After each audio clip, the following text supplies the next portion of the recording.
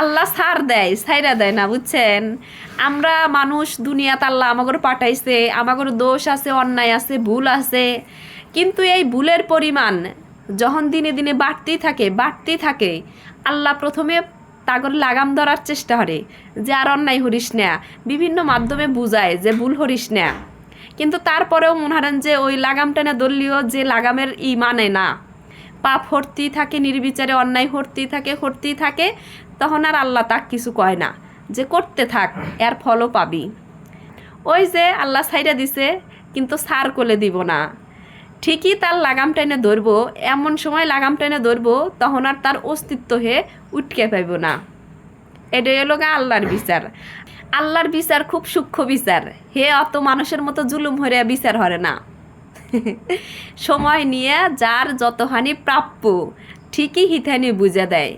কিন্তু আমরা মানুষ আল্লাহ মনে হরেন যে ধৈর্য কম, আমাগর হাতে যদি কেউ অন্যায় হরে আমরা হেয়ারপুরে যাইপে পড়ি।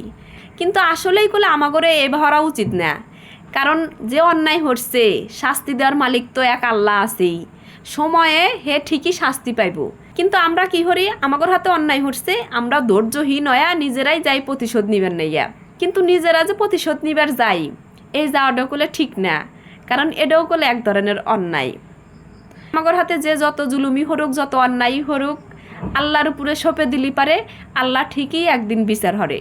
দুনিয়ার কোনো কিছুই চিরস্থায়ী না, সব কিছুরই বিনাশ আছে, শেষ আছে। ধৈর্য ধরাটাই হলো গা সবচাইতে বুদ্ধিমানের কাম, উত্তম কাম। আল্লাহ আমাগরে সবাইকে ধৈর্য দান হরুক, আল্লাহর উপরে সব বিচার ছাইরা দেই। ভালো থাকেন সবাই, আল্লাহ হাফেজ।